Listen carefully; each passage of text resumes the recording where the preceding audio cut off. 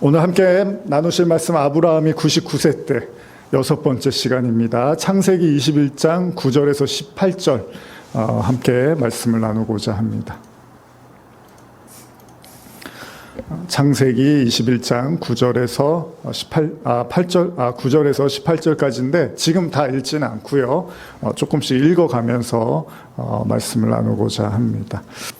우리 지난 시간에 25년이라는 긴 기다림 끝에 결국 하나님께서 아브라함에게 사라에게 약속의 자녀를 주신 내용들을 함께 살펴보았습니다. 이삭이라는 아이, 하나님께서 주신 이삭이라는 이름처럼 아브라함과 사라가 결국은 웃을 수가 있었습니다. 그래서 제가 지난주에도 말씀드렸지만 또 예전에도 우리가 나눴던 말씀이기도 하지만 결국 신앙의 결국은 기쁨이겠죠. 수요일날 제가 이렇게 성경 나누면서 한 분이 저한테 질문하셨어요. 하나님의 나라가 뭘까요? 그래서 제가 뻔한 또 대답을 해드렸어요. 하나님의 나라는 먹고 마시는 게 아니라 성령 안에 있는 의와 평강과 희락이다. 우리가 알고 있는 이제 우리 교회의 또 문구이기도 한데 사실 이 안에 기쁨도 들어 있습니다. 그래서 희락이라는 표현이 나왔죠. 그래서 하나님의 나라는 여러분들이 하나님의 나라를 산다는 건 의가 뭔지를 마음속에 담게 되고 그리고 평강을 누릴 수 있게 되고 마지막으로 희락의 기쁨을 누리게 된다는 것입니다. 그렇습니다. 이삭을 주셨다는 것은 단순히 아들을 주셨다는 의미를 넘어서서 그 속에서 기쁨과 평안을 누릴 수 있는 축복을 받았다는 거죠. 저와 여러분들이 하나님을 믿는 이유도요, 사실은 궁극적으로는 기쁨과 평안 아니겠습니까? 그리고 동시에 하나님께서 인간을 창조하신 목적과 이유도 결국 그 진리이신 하나님을 통해서 얻게 되는 자유와 기쁨으로 말미암아 주시는 찬양이겠죠. 이미 그 다윗이 시편을 쓸 때 호흡이 있는 자는 여호와를 찬양할지어다라고 할 때 제가 예전에도 가끔 설명드리지만 호흡 자체가 찬양이라는 거지 숨을 쉬니까 다 찬송만 하루 종일 부르라고 하는 이야기는 아니겠죠. 뭐냐면 하나님이 인간에게 어떤 강요를 해서 그런 것들을 계속해서 하나님이 도출해내는 분이 아니라 우리의 마음의 진심에서, 그래서 우리를 향이라고, 그리스도의 향기라고 하죠. 향기는 내가 어떤 냄새를 풍기려고 노력하는 게 아니라 그냥 그 사람이 지나가면 그 향기가 나는 거잖아요. 그런 것처럼 찬양도 우리가 향기로 표현을 하는데 우리 마음속에 이미 하나님을 향한 찬양과 그 영광의 마음이 하나님이 그걸 흠양하신다는 거죠. 그래서 성전에 들어가 보면 분향단이라는 게 있거든요. 그 성도들의 기도라고도 표현을 하는데 그것이 우리의 마음에 있는 하나님을 향한 찬양의 영광으로 또 나타내는 거죠. 그렇습니다. 하나님은 우리 마음의 중심에서 우러나오는 찬양과 기쁨을 원하시는 거지, 계속 너희들은 나를 찬양해야 돼, 계속 너희들은 나를 예배해, 이런 하나님은 저는 아니라고 생각을 합니다. 아브라함과 사라가 느꼈을 기쁨이 얼마나 컸을까요? 어쨌든 그 시간만큼은 너무나 행복했을 거예요. 정말 하나님이 계시네. 정말 하나님이 약속을 지키시는 분이네. 정말로 하나님이 기적을 일으키실 수 있는 분이네. 여러분 산을 올라가시는 분들, 저는 그렇게 산 올라가는 걸 좋아하진 않는데 산에 오늘도 이렇게 역 지나오는데 설마 했는데 사람들이 엄청 많이 계십니다. 그래서 참 대단하시다. 저런 열정, 산에 대한 그 사랑함인지 아니면 사람을 만나고 싶은 사모함인지 모르지만 어쨌든 그런 열정으로 이렇게 추운 날씨에 산에 올라가는 모습, 마냥 땀을 뻘뻘 흘리면서 다리가 아프고 허리가 아프고 짐도 무겁고 그냥 좀 가다가 내려갈까? 여기서 그냥 우리 점심이나 먹고 내려갑시다 이러고 싶을 때, 그런데도 불구하고 계속 정상을 올라가다가 나중에 그 정상의 끝에서 그 보여지는 그 엄청난 그 아름다운 광경을 보면서 사람들은 큰 위로를 받고 또 격려도 받고 심지어 세상을 살아나갈 힘도 얻기도 하는 거죠. 그래서 산에 올라가시는 거 아니겠습니까? 하나님도요, 여러분, 하나님을 산으로도 표현하거든요. 시편에 여호와의 산이라고도 표현하는데 그 여호와의 산에 여러분과 제가 이렇게 올라가면 결국은 그 진정한 기쁨과 은혜가 기다리고 있다는 것도 우리는 확실히 믿고 있습니다. 그렇게 기쁨과 잔치가 계속될 것만 같았던 아브라함과 사라의 삶에 또 이삭의 그 가족 안에 한 가지 불편한 장면이 등장을 하게 됩니다. 그러니까 오늘은 불편한 이야기겠죠. 자, 한번 읽어볼게요. 창세기 21장 9절입니다. 시작. 사라가 본즉 아브라함의 아들 애굽 여인 하갈의 아들이 이삭을 놀리는지라. 자, 우리가 기대하는 건 뭘까요? 아브라함과 사라가 그 오랜 기다림 끝에 아들 이삭을 낳고 행복하게 잘 살았다. 그러면 이제 아멘, 우리 축복과 영광과 하나님께 놀라운 은혜의 경배와 박수를 올립시다. 이러고 끝나면 좋은데, 그 기다림 끝에서 얻게 된 하나님의 축복의 자녀, 이 모든 고생을 이제 다 끝내고 행복만 남았을 것 같은 그 바람이 저와 여러분들의 생각만은 아니겠죠. 그럼에도 불구하고 하나님이 다시 아브라함과 사라에게 여전히 해야 될 그 무언가에 대해서 암시하고 있는 구절입니다. 물론 오늘 사건 말고도요, 사실 더 큰 하나님의 말씀이 아브라함을 기다리고 있잖아요. 나중에 뭐였죠? 이삭을 바치라. 근데 그 직전에 나오는 말씀입니다. 아직 가야 될 길이 남아 있다고 말씀하시는 거죠. 마라톤에 비유한다면 42.195라는 긴 지점을 향해서 달려가는데 결국 어디까지 가야 되죠? 마지막 꼬린 지점까지 가야지 유효한 것입니다. 마지막 젖먹은 힘까지 다 쏟아내서 달려야 되는 게 마라톤 아니겠습니까? 중간에 이제 지치잖아요. 그만 달리고 싶잖아요. 그러면은 걸으면 안 된다 그러더라고요. 그때부터는. 걸으면 그냥 앉고 싶고 앉으면 그냥 눕고 싶어서 포기하게 된다는 거예요. 그러니까 그때는 아무 생각도 하지 않고 그냥 끝을 향해서 그냥 뛰기만 해야 된다고 하더라고요. 그렇게 기나긴 시간을 달려온 것 같은, 마치 마라톤의 마지막 지점을 완주한 것 같았는데 하나님이 이제 끝났다고 생각했던 그 순간 또다시 무언가를 말씀하십니다. 여러분, 가끔 뉴스를 보다 보면 그런 기사를 여러분들이 접하게 되는데요. 어렵게 살던, 가난 때문에 너무 힘들었던 가정이 복권에 당첨이 됩니다. 그래서 어떻게 합니까? 이제 걱정 없이 살 것 같았는데 나중에 보니까 그 돈 때문에 또 문제가 생겨서 오히려 그 남아있던 그 행복마저도 다 깨져버리는 그런 이야기들을 우리는 보게 됩니다. 때때로 여러분, 이것만 있으면, 이 일만 해결되면 모든 것이 끝날 것 같지만 우리 인생은 그렇게 녹록지가 않다는 겁니다. 그리고 신앙도 그렇습니다. 하나님은 절대 시간을 허투루 쓰는 분이 아닙니다. 그분은 당신을 향한, 그 백성들을 향한 온전한 계획이 있고요. 그 뜻이 이루어질 때까지 묵묵히 밀고 나가시는 분입니다. 그러니까 여러분이요, 저나 여러분들의 시간을 허투루 쓰고 낭비하는 것 같고, 오늘 한 해도 한 것도 없는 것 같고, 이렇게 빨리 시간이 가버렸네라는 후회도 하실 수 있는데, 하나님은 한 1초도 여러분들한테 허투루 쓰신 게 없다는 거예요. 이게 굉장히 중요한 건데요. 하나님의 시간의 개념과 우리의 시간은 완전히 다릅니다. 하나님은 단 1초도 여러분들에게 허투루, 지금 여기 오늘 이 순간 이 자리에 있는 이 순간까지 하나님이 여러분들에게 허투루 쓰신 시간은 단 순간도 없다는 겁니다. 어떤 찰나조차도 하나님은 그렇게 쓰지 않는다는 겁니다. 오늘 본문이요, 우리의 기대감과는 좀 다른 무언가에 대한 어려움이 직면하는 것 같지만, 그래서 아브라함 이야기가 또다시 부담스러운 이야기가 될지도 모르겠지만 결국 아브라함이 직면해야 되는 시간이라는 것도 우리는 인정해야 된다는 겁니다. 그리고 그 일은 바로 자신이 가장 사랑하는 자신의 아들들 이스마엘과 이삭에 관한 이야기였습니다. 한번 계속 읽어볼까요? 창세기 21장 10절에서 13절입니다. 시작. 그가 아브라함에게 이르되 이 여종과 그 아들을 내쫓으라. 이 여종의 아들은 내 아들 이삭과 함께 기업을 얻지 못하리라 하므로 아브라함이 그의 아들로 말미암아 그 일이 매우 근심이 되었더니 하나님이 아브라함에게 이르시되 내 아이나 내 여종으로 말미암아 근심하지 말고 사라가 내게 이른 말을 다 들으라.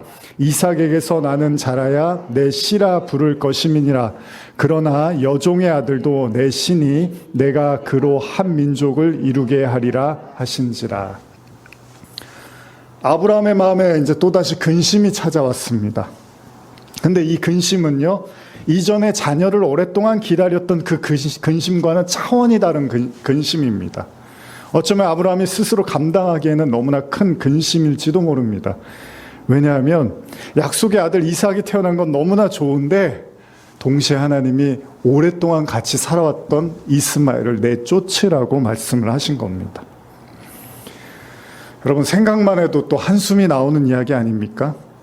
이건 자녀를 왜 안 주시냐고 하나님과 씨름하던 그런 차원의 고민이 아닙니다. 이미 낳은, 그리고 오랜 시간 함께 아들로 삼았던 그 이스마엘, 그 첫째 아들, 그 아들에 대한 이야기고, 그 아들을 내쫓으라는 너무나도 뼈아픈 이야기를 하나님이 하고 있습니다.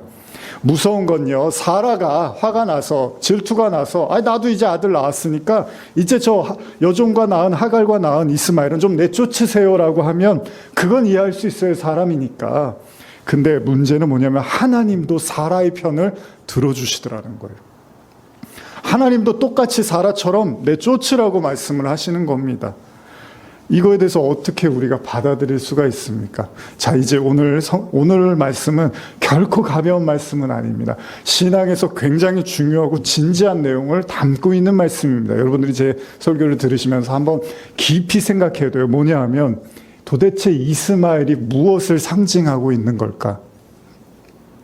나의 신앙에 비탄다면 나에게 이삭은 뭐고 나에게 이스마엘은 뭐고, 그래서 내가 같이 살아야 될 이삭은 누구고 내가 같이 살지 못하고 버려야 될 이스마엘은 무엇인가에 대한 아주 중요하고 진지한 내용을 담고 있습니다. 그래서 이삭이 태어난 것만큼이나 중요한 내용이 바로 이 내용과 이삭을 바치는 내용으로 아브라함의 이야기가 이제 마무리가 돼가는 거죠. 갈라디아서 4장 28절 이하를 제가 읽어드릴게요. 형제들아, 너희는 이삭과 같이 약속의 자녀라. 그러나 그때 육체를 따라 난 자가 성령을 따라 난 자를 박해한 것 같이 이제도 그러하도다. 여러분과 제 안에 예를 들면요, 이삭과 이스마엘이 있다면 이스마엘이 이삭을 계속 괴롭힌다는 거예요. 어떤 두 가지 생각이 있는데 이것을 하나는 육신의 생각이라고 하고 하나는 영의 생각이라고 하는데, 이게 계속 싸움을 벌이면서 한쪽이 한쪽을 계속 괴롭히려고 한다는 겁니다. 4장 30절입니다. 그러나 성경이 무엇을 말하느냐? 여종과 그 아들을 내쫓으라. 여종의 아들이 자유 있는 여자의 아들과 더불어 유업을 얻지 못하리라 하였느니라. 그런즉 형제들아, 우리는 여종의 자녀가 아니요 자유 있는 여자의 자녀니라. 성경은 이제 명확하게 이야기를 하는 거예요. 우리는 사라의 자녀이지 우리는 하갈의 자녀가 아니라고 이야기를 하고 있습니다. 그렇습니다. 분명 성경은 이삭은 약속의 자녀이고 이스마엘은 육체를 따라 난 자라고 말하고 있습니다. 자, 그렇기 때문에 두 사람은 동시에 함께 할 수가 없다는 거예요. 이삭은 데리고 있고 이스마엘은 내쫓으라는 얘기인데, 그러면 중요한 건 실제로 이게 무엇을 의미하느냐? 아까도 제가 말씀드린 것처럼 왜 하나님께서는 아브라함에게 또 이런 시련을 주시냐는 거예요. 왜 같이 공존하면 안 될까요? 아예 하나님이 사랑이라며요. 우리가 따뜻하게 포용하고 안고 살아야 되는데 하나님이 내쫓으라고 그러고 있는데 하나님이 그러고 계시는 거죠. 지난 창세기 16장의 이야기를 떠올려 보면요, 아브라함이 사라와 함께 하나님의 언약을 받고 10년 가까운 시간을 기다렸잖아요. 근데 아무 소득을 얻지 못했습니다. 분명히 자녀 문제였습니다. 너무너무 간절했습니다. 근데 하나님의 대답을 안 하시니까 결국은 사라가 남편을 불러다가 이야기합니다. 우리 하갈과 당신 동침해서 아이를 한번 낳아봅시다. 다들 그렇게 하잖아요. 다른 사람들도 그렇게 하니까 우리가 당신이 아들을 갖고 싶으면 그렇게라도 해서 우리가 이스마엘을 얻읍시다. 이렇게 이야기를 한 거예요. 그리고 나서 결국 성공했습니다. 이스마엘은 낳았고 아브라함은 이제 아쉬울 게 없었어요. 나도 이제 아들이 생겼다. 이스마엘이란 든든한 자녀가 있다. 얼마나 좋았겠습니까? 근데 그리고 벌어진 일이 있습니다. 뭐냐 하면 이 사라하고 여종 하갈의 갈등이 생기기 시작합니다. 이제 하갈이 임신을 하니까 하갈이 사라를 무시를 했나 봐요. 그래서 사라가 보고 있다 못해서 화가 냈고 이제 내쫓아 버리는 상황이 됐습니다. 하갈은 임신을 한 채 집을 도망쳐 나와서 광야를 떠돌게 됩니다. 근데 이때 하나님이 하갈에게 다시 찾아가서 집으로 돌아가라고 말씀을 하십니다. 이거 제가 읽어드릴게요. 창세기 16장 8절에서 10절인데, 이르되 사라의 여종 하갈아, 내가 어디서 왔으며 어디로 가느냐? 그가 이르되 나는 내 여주인 사례를 피하여 도망하나이다. 여호와의 사자가 그에게 이르되 내 여주인에게로 돌아가서 그 수하에 복종하라. 여호와의 사자가 또 그에게 이르되 내가 내 씨를 크게 번성하여 그 수가 많아 셀 수 없게 하리라. 자, 하갈이 하나님의 말씀에 순종을 해서 아브라함에게 다시 돌아갑니다. 잘 생각해 보세요. 돌아가라고 할 때는 언제고 왜 오늘 하나님이 느닷없이 하갈과 이스마엘을 내쫓으라고 하냐는 거예요. 아니 그럼 그때 도망갔을 때 아예 그렇게 살게 냅두고 그렇게 해서 하갈이 이스마엘하고 알아서 살게 냅두시면 되는데 다시 돌아가라고 해서 이스마엘을 낳고 아브라함이 자기 아들처럼 여기면서 잘 살았는데 이제 와서 나가라고 할 건 또 뭐냐는 거예요. 들어가서 살라고 할 때는 언제고 또 나가서 살라고 하고 참 힘듭니다. 하나님. 우린 이 장면을 어떻게 이해해야 될까요? 사랑과 긍휼이 많으신 하나님이라면 서로 용서하고 이해하고 이게 신약의 정신 아니겠습니까? 근데 왜 하나님이 이런 선택을 말씀하시냐는 겁니다. 사라의 말을 들으시고 똑같은 사라와 같은 말씀을 하시는 그 하나님, 아브라함은 사실 납득이 가지 않습니다. 근데 우리는 여기서 한 가지 생각해 보게 됩니다. 그것은 어쩌면 지금 이 순간에 하나님이 오래전에 하지 않았던 말씀을 다시 꺼내시는 건 아닐까요? 이게 참 무서운 겁니다. 아브라함한테는 다 지나간 얘기예요. 이스마엘 낳고 아들 또 생겼네요. 둘째 아들이 둘이나 생겼네요. 이제 정말 든든하네요 라고 생각했던 그 시점에 하나님이 갑자기 너 이스마엘 어떡할 거니? 지금 와서 너 이스마엘 왜 낳았니? 너 이스마엘 누가 그렇게 하라고 했니? 내가 언제 하갈하고 동침해서 아들 낳으라고 내가 언제 그런 말했니? 우리 제일 싫어하는 사람이 다 지났는데 옛날 얘기하는 사람들 싫어하잖아요. 너 옛날에 그래 옛날 언제? 25년 전에 뭐 이러면 기억도 못 하는데 아니 저번 언제 재작년에 이러면 근데 지금 하나님이 거의 그 오랜 전 거의 15년이나 지난 오랜 시간의 이야기를 다시 꺼내 들고 나타내신다는 겁니다. 아브라함이 믿음이 너무 없어서 믿음으로 하지 않았던 선택 그리고 결정 그리고 결과물에 대해서 하나님이 묻고 계십니다. 예를 들면 우리가 잘 아는 성경 구절이 하나 있는데 이거 한번 찾아볼까요? 로마서 14장 23절입니다.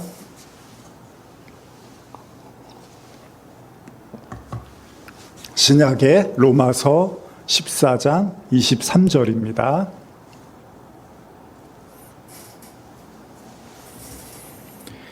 한번 찾으신 분들 같이 읽어볼까요? 시작. 의심하고 먹는 자는 정죄되었나니 이는 믿음을 따라하지 아니하였기 때문이라. 믿음을 따라하지 아니한 것은 다 죄니라. 참 어려운 말씀입니다. 죄를 이야기할 때요, 지금 믿음으로 하지 않은 것에 대해서 다 죄라고 말씀하십니다. 이게 지금 바울이 로마서에서 음식에 관한 이야기를 꺼내면서 한 이야기인데요. 여기서 바울은요, 성도가 믿음으로 하지 않으면 그 모든 것이 다 죄가 될 수 있다고 이야기합니다. 그러니까 여러분, 열정이나 신앙이 노력과 최선을 다하고 이걸 하나님이 기뻐하시는 게 아니라 그게 믿음으로 하지 않은 선택과 결정이었다면 다 죄라는 거예요. 그렇다면 아브라함이 이스마엘을 낳은 일은 분명 믿음에 의한 행동은 아니었잖아요. 이건 다 아시잖아요, 여러분들이. 그럼 이게 죄가 될 수 있다는 얘기잖아요. 그렇게 생각하면 너무 복잡해지는 이야기가 다시 시작이 됩니다. 사람이 살다 보면 믿음으로만 사는 건 아니잖아요. 믿음으로 안 살 때가 많고 가끔 믿음으로 살잖아요, 우리가. 그렇죠? 근데 지금 성도들이 믿음으로 하지 않는 게 다 죄라고 해버리면, 예를 들면 아브라함이 사라를 만날 때 무슨 믿음을 가지고 만났을까요, 처음에? 아니겠죠. 이런 것까지 다 따지기 시작하시면요, 여러분과 제 인생에서 죄가 아닌 게 없고 불신앙의 요소들이 굉장히 많을 것입니다. 그럼에도 불구하고 하나님이 지금 아브라함에게요, 믿음이 없었던 시절에 탄생한 그 이스마엘이라는 자녀를 내쫓으라고 말씀하신 건 분명히 하나님과 맺은 언약의 중요성을 잊어버리고 오로지 자신의 핏줄, 혈통만 이어가기 위한 자손 문제에만 너무 몰입해 있었던 그 아브라함에게 대해서 그 인간적 욕심과 욕정과 욕망에 대한 요소를 제거하라는 뜻에서 말씀하신 것처럼 보입니다. 예를 들면 이스마엘이 이삭을 괴롭힙니다. 성경을 제가 읽어보면 한번 여러분 찾으셨으니까 로마서 계속 한번 읽어볼까요? 8장 6절에서 8절입니다. 로마서 8장 6절에서 8절입니다.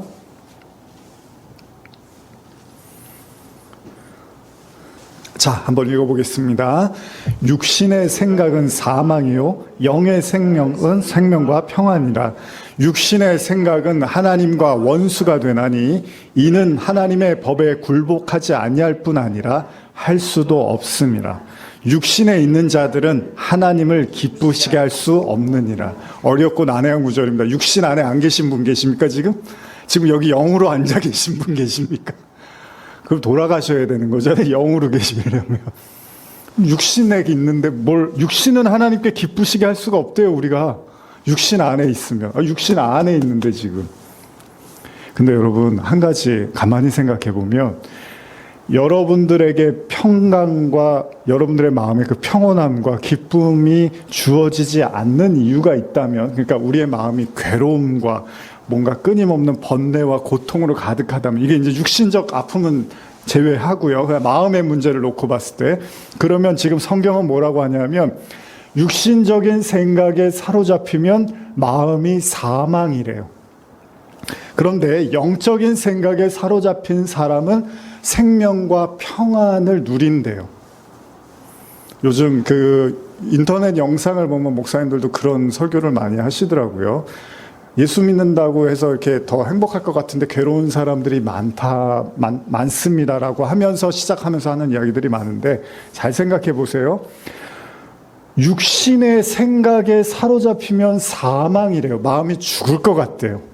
그런데 영의 생각에 사로잡히면 생명과 평안이 있대요.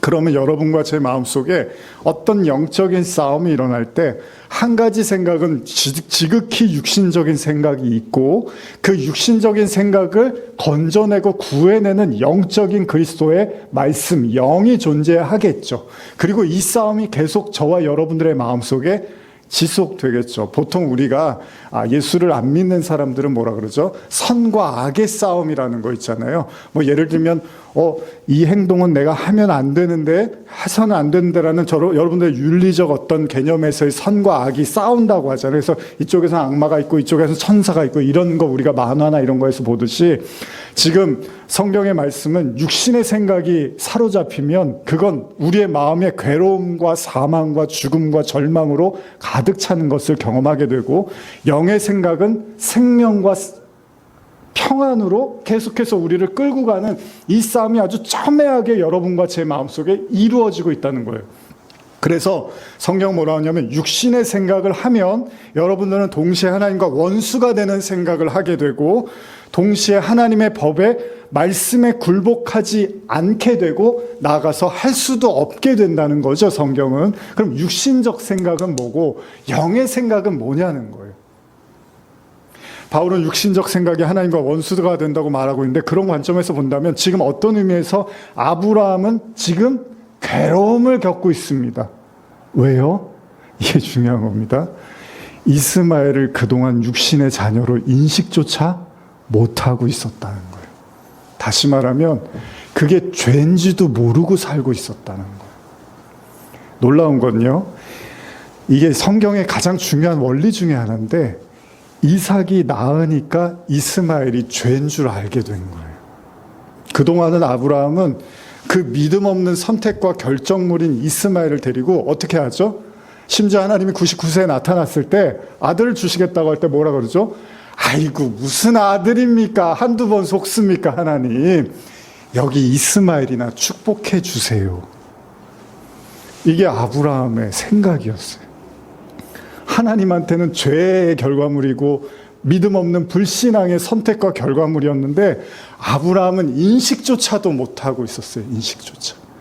근데 이삭이 나오니까 죄가 뭔지를 이제 하나님이 인식하게 하는 거예요. 여러분, 이게 신앙에 있어서 굉장히 중요한데, 은혜를 받아야지 죄도 아는 거예요. 은혜가 없으면요, 여러분, 예수님 믿지 않는 사람들은 내가 무슨 죄가, 내가 살면서 뭘 잘못했다, 아니 나처럼만 살아봐, 내가 한두 가지 뭐 좀 실수한 건 있어도 내가 무슨 지옥 갈 만한 죄? 난 그런 건 없어. 안 믿는 사람들은 다 그렇게 생각해. 근데 여러분들이 예수님 믿으니까 자꾸 아이고 이 죄인을 용서해 주세요. 뭘 그렇게 잘못하셨는데요? 여러분들이 뭘 그렇게 잘못하셨는데요? 근데 그리스도의 십자가와 은혜가 뭔지를 받아가니까 죄가 드러나기 시작하고 인식하게 되고 인정하게 되더라는 겁니다. 신앙은 그런 겁니다. 이스마엘이 죄였구나라는 걸 이제 와서 알게 된 거예요. 이삭을 낳고도 모르는 거예요. 근데 이삭을 낳고 시간이 지나고 내어 쫓으라고 하니까 그제서야 그래 내가 그때 불신앙의 선택을 했었구나라는 걸 이제야 받아들이게 되는 거죠. 여러분, 우리는 지나가면 있지만 하나님은 아무것도 있는 게 없습니다. 심지어 여러분들이 1살 뱃속에 엄마 뱃속에 있을 때부터 하나님은 그냥 동일한 선상에서 놓고 다 보고 계십니다.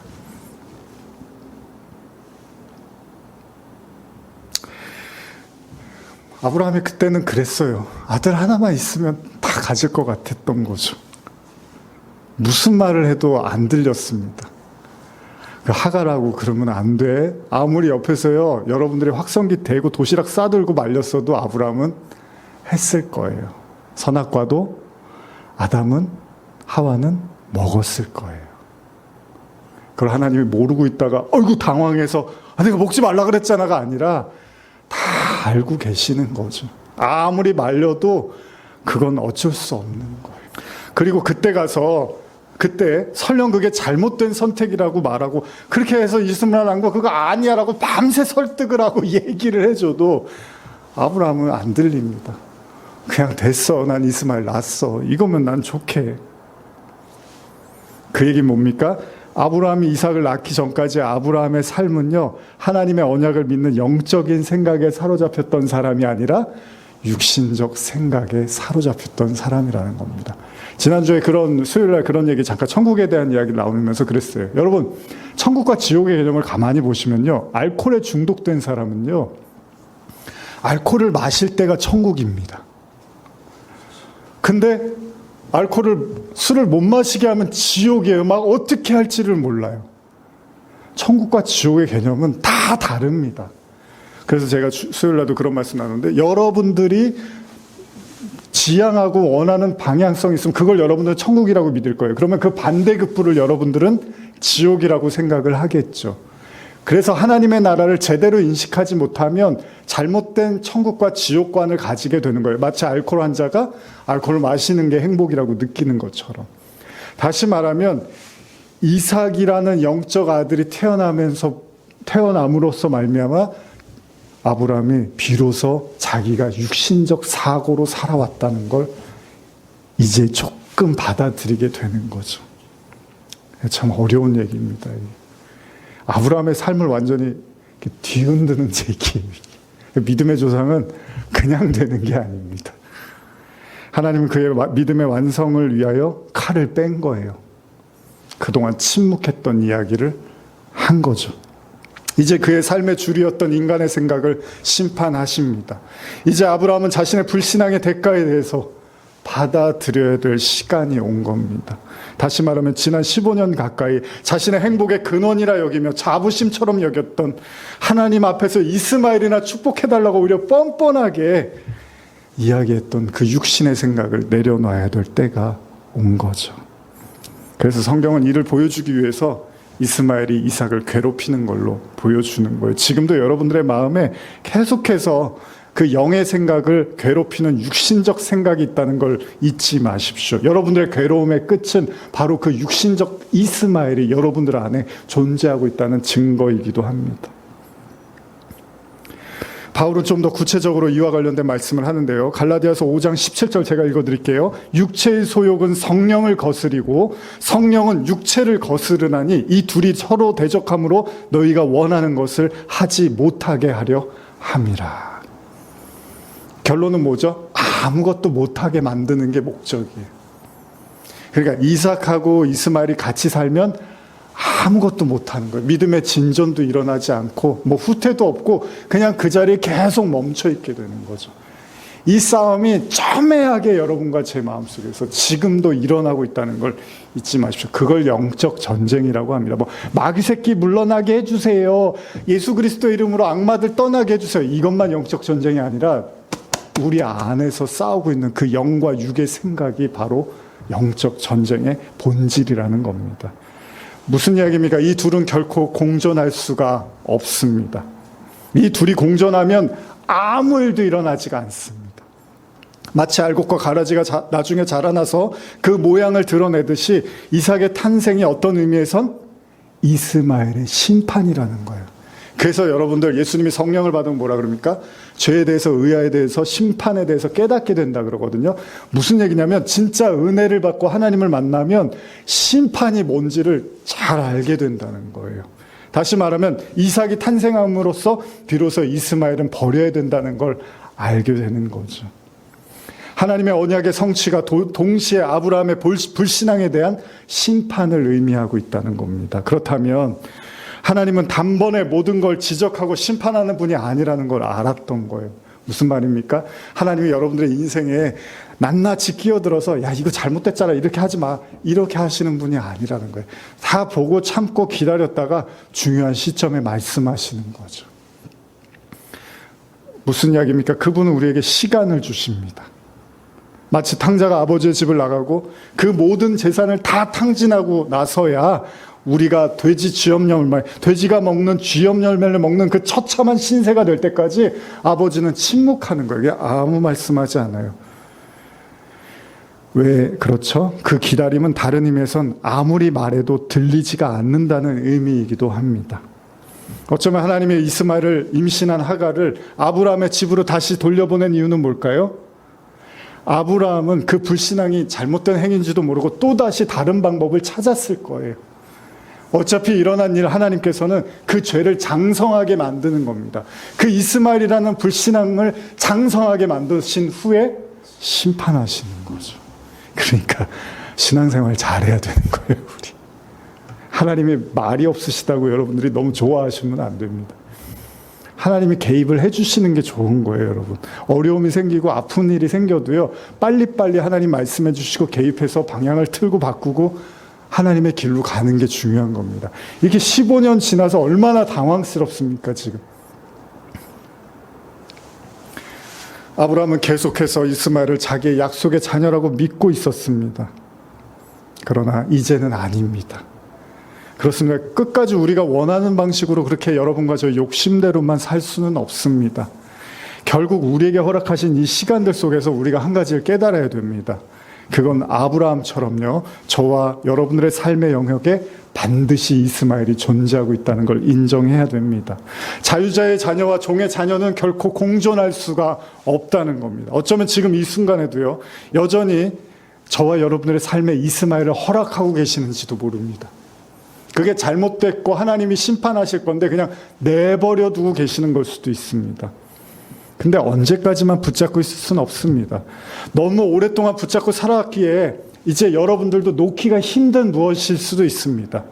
왜 지금 와서 내려놓냐고 말씀하시냐고 하나님을 원망할 수도 있습니다. 근데 한번 진지하게 생각해 보세요. 이제 진짜 한번 생각해 보세요. 여러분들의 이스마엘은 무엇입니까? 이 연말 여러분들 이제 새해를 맞이하면서 송구영신이라는 표현이 그런 거잖아요. 새로운 걸 받아들이고 옛날 걸 보내는 바로 이스마엘과 이삭 이야기인데 여러분들의 이스마엘은 뭐죠? 여러분들의 인생에서 다 지난 일이라고 여겼던, 이제 생각조차도 기억조차도 다 나지 않았던, 그것도 하나님의 축복과 은혜라고 생각했던 그 불신앙의 결과물은 무엇입니까? 물론 이 또한 우리의 의지대로만 되지는 않습니다. 중요한 사실은 이삭이 주어지고 나서야 하나님은 지나온 육의 생각을 정리하라고 말씀하시기 때문입니다. 절대 내려놓지 못했던, 아니 내려놓으려고 생각조차도 안 했던, 아니 오히려 이게 축복이라고 이걸 발전시켜서 승화시켜서 하나님의 영광을 돌려야겠다고 생각했던 그게 다 불신앙이었다면 이제 그것을 떠나보내야 될 시간이 오고야 만 것입니다. 예전에 제가 이 설교를 들을 때 제가 이제 예배드리던 교회 목사님이 드라마처럼 막 이 설교를 표현을 하셨어요.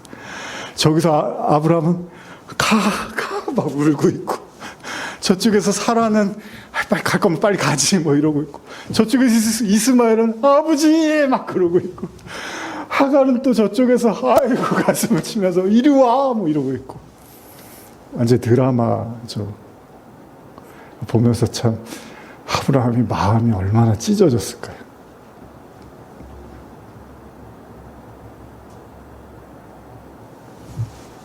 근데 그렇게 마음이 찢어져야지 영의 생각으로 하나님이 우리를 채워 나가신대요. 그러니까 이스마엘하고 결별하는 게 진짜 여러분들이 사는 길이라고 말씀하십니다. 이제 설교를 마무리하려고 합니다. 창세기 21장 14절에서 18절 같이 읽고 말씀을 이제 정리하려고 합니다. 창세기 21장 14절에서 18절입니다. 시작.